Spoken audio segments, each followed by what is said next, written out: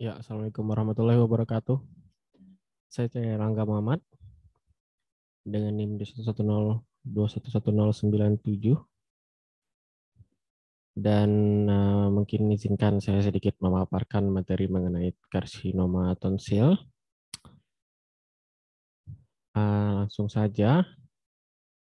Ya, introduction terlebih dahulu. Jadi tonsil itu atau kanker tonsil ya kita langsung sebut di sini itu merupakan jenis kanker kepala dan leher dan juga termasuk keganasan orofaringeal ya. Dan kanker ini terjadi ketika sel-sel abnormal itu dimulai membelah dan tumbuh dengan cara yang tidak terkendali atau di luar kendali dan sudah membelah secara abnormal ya. Kemudian gejala umumnya ya ini berupa benjolan di leher ya tanpa atau dengan adanya rasa sakit, dan untuk faktor risiko utama itu memang merokok, alkohol, dan juga infeksi virus HPV, Human Papilloma Virus. Kemudian juga pendekatannya itu dilakukan dengan bedah dan juga terapi onkologis. Ini adalah gambaran makroskopis ya, yaitu kasus ada karsinoma tonsil di mana di sini terdapat seorang pasien laki-laki 60 tahunnya, dia datang dengan keluhan massa keras di leher sebelah kanan, dan pemeriksaan fisik ini dilakukan ya. Ini sebagaimana yang terlihat pada layar, ini merupakan pemeriksaan fisik. Terlihat bahwa tonsil kanannya ini membesar, dan di pemeriksaan ini juga sebetulnya dilakukan sel squamosal invasif ya, itu pada biopsi. Nanti ini akan kita bahas lebih lanjut di diagnosis. Selanjutnya di sini sebenarnya ada sedikit dasar ya, basic science untuk tonsil. Tonsil itu lokasinya ada dua ya, dia merupakan kelenjar di bagian belakang tenggorokan, dan tonsil ini memang berada di bagian tenggorokan, itu tepat di belakang mulut ya, itu disebut juga dengan orofaring. Itu diucapkan dan dia membantu untuk mengurangi infeksi, memang dengan menghentikan kuman berbahaya itu dapat masuk melalui mulut dan hidung. Dan orofaring ini itu meliputi beberapa bagian, sepertiga belakang lidah ya, kemudian area lunak itu di belakang atap ya, di langit-langit atau area lunak, dan tonsil ini dan dua tonjolan jaringan di depan dan di belakang amandel ya, di belakang tonsil, dan dinding ini di belakang tenggorokan. Selanjutnya etiologi dan faktor risiko. Memang faktor risiko utama untuk kanker tonsil itu adalah merokok dan minum minuman alkohol ya, dan infeksi virus papiloma manusia atau human papilloma virus ya. Dan memang karena HPV inilah eh, prevalensi kanker tonsil ya, untuk beberapa penelitian memang di Eropa, di Swedia, karena HPV inilah eh, prevalensi kanker tonsil ini meningkat secara memang dramatis di sana, dan mengubah juga prognosis kanker yang nanti mungkin akan kita bahas selanjutnya. Dan sejauh ini memang kanker ini dikelola dengan pendekatan bedah tadi ya. Meskipun memang regimen pengobatan yang paling efektif dan optimal itu masih diteliti untuk lebih lanjut. Nah, ini 93%, di mana memang secara tradisional kanker orofaringeal ya, berbagai kanker orofaringeal dan termasuk kanker tonsil ya, itu dikaitkan erat dengan merokok dan penyalahgunaan konsumsi alkohol. Dan beberapa tahun terakhir ada peningkatan tajam dalam jumlah kasus yang terjadi sekunder ya, akibat HPV. Itu 93% seperti yang terpampang di sini. Ini di Eropa Barat, bahwa orang yang mengalami karsinoma tonsil ini infeksi virus 93% diantaranya ini terjangkit bersama dengan infeksi virus HPV atau human papillomavirus tadi. Selain itu memang banyak bukti yang menunjukkan bahwa memiliki kaitan ya dengan kanker terkait dengan HPV ya dapat mengakibatkan sedikit peningkatan kemungkinan ya mengembangkan orofaringeal dan anogenital, dan apabila faktor-faktor risiko tersebut dilakukan secara bersamaan ya, misalkan seperti orang ini sudah merokok kemudian juga dia mengkonsumsi alkohol, ini memang risiko terkena kanker tonsilnya akan semakin tinggi. Untuk HPV ini memang ada beberapa jenis human papillomavirus. Untuk kanker tonsil ini berkaitan erat dengan HPV tipe 16 dan juga 18 ya. HPV ini merupakan virus dan terjadinya itu karena infeksi menular seksual. Ya, hal ini memang sangat umum ya. Bagi banyak orang memang HPV ini tidak menyebabkan kerusakan dan hilang tanpa pengobatan ya, tetapi memang by data infeksi karsinoma tonsil ini diikuti dengan infeksi virus HPV sebanyak orang yang tadi ini prevalensinya 93%.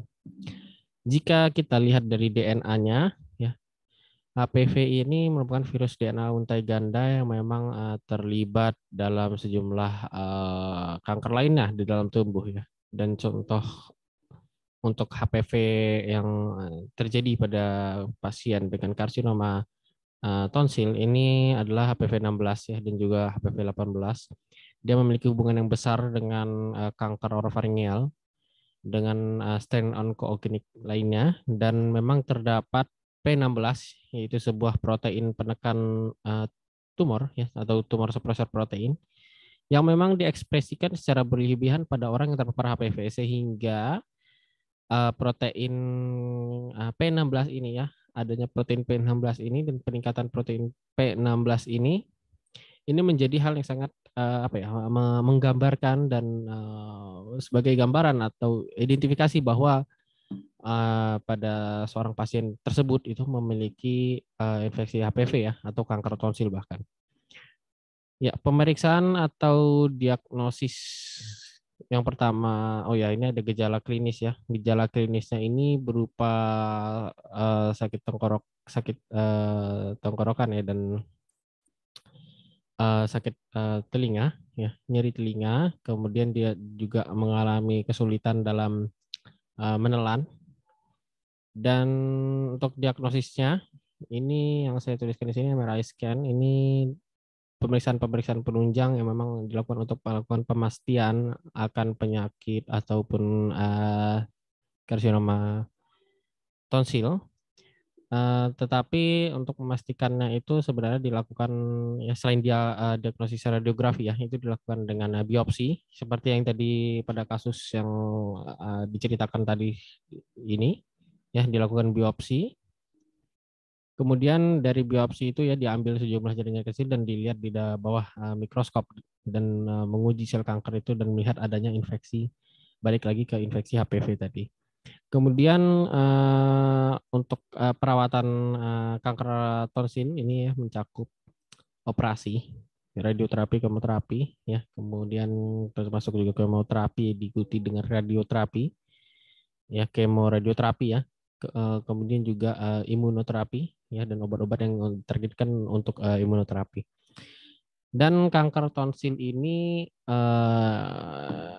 tentu akan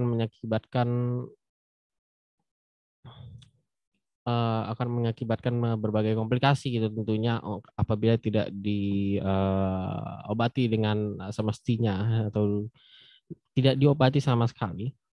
Itu dapat menyebabkan pertumbuhan yang bertahap dan invasi struktur lokal, di mana invasi struktur lokal seperti invasi otot pterygoid lateral, lempeng pterygoid, nasofaring lateral, ya, bahkan dasar tengkorak dan pembungkus di sekitar karotis itu menunjukkan penyakit T4B yang tidak dapat diekspresi pada kanker dengan P16 negatif.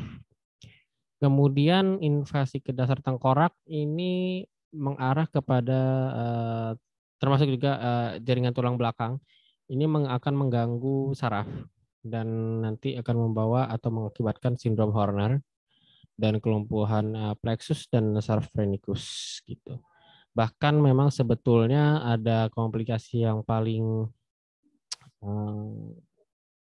parah ya, itu yang mengancam jiwa itu apabila pembungkus arteri karotis ini ya menyebabkan ledakan karotis. Ya selanjutnya di sini ada gambaran mikroskopis ya atau histologis dari karsinoma sel squamosa untuk yang A. Ini adalah keratinizing karsinoma squamosa sel yang menunjukkan sel pleomorphic squamosa ya besar dengan besar eosinofilik dan area keratinnya di sini jelas. Untuk yang B ini non keratinisasi dan sarang sel basofilik kecil dia tidak berdiferensiasi dengan komedonekrosis. Kemudian yang C ini non keratin, area fokus pematangannya keratin, dan yang D ini non keratinisasi dan menunjukkan gambaran mirip limfoepitel atau nasofaring. Yang di kanan ini juga merupakan gambaran daripada squamosal sel karsinoma sel ya, untuk tonsil. Kemudian saya mungkin tadi menambahkan sedikit untuk komplikasi ya. Jadi komplikasi ini memang manajemen kanker tonsil yang tidak benar atau tidak tepat ya, kurang tepat ya. Itu juga mendapatkan ataupun bisa membawa kepada komplikasi atau TORS ya misalkan. Ini dapat menyebabkan nyeri yang signifikan gitu, dan ya, disfagia pasca operasi terutama pada penyakit lanjut. Kemudian radioterapi misalkan, radioterapi ini juga sering menyebabkan mukositis, xerostomia, dan reaksi kulit yang berdampak pada kesulitan daripada menelan atau proses menelan. Dan untuk edukasi sendiri, ya, sebagaimana kita melihat dari faktor risiko, bagaimana edukasi yang diberikan kepada pasien dengan karsinoma tonsil ya, atau bahkan pasien yang sering merokok adalah untuk diberi edukasi dan diberitahu bahwa alkohol dan berhenti merokok itu harus segera dilakukan karena merupakan faktor risiko daripada karsinoma tonsil. Dan juga sebenarnya ada vaksinasi HPV. Nah, vaksinasi HPV ini memang yang saya lihat ya itu cukup kontroversial ya dalam media awam umumnya. Dan meskipun sebenarnya banyak penelitian yang telah membuktikan bahwa efektivitas pencegahan keganasan ginekologi dari vaksinasi HPV ini tinggi ya, dan sudah dibuktikan, dan juga memang ada sedikit bukti yang telah membuktikan bahwa penggunaannya itu didukung pada kanker tonsil gitu. Baik, mungkin sekian dari presentasi saya. Apabila ada yang kurang, saya memohon maaf yang sebesar-besarnya. Terima kasih atas perhatiannya, semoga bermanfaat, dan saya harap ini dapat pula bermanfaat bagi orang lain melalui Anda. Dan ini adalah sumber-sumber, mungkin bisa kalian pause dan juga kalian cari secara manual, searching, tinggal disalin aja. Terima kasih atas perhatiannya, kembali lagi. Wassalamualaikum warahmatullahi wabarakatuh.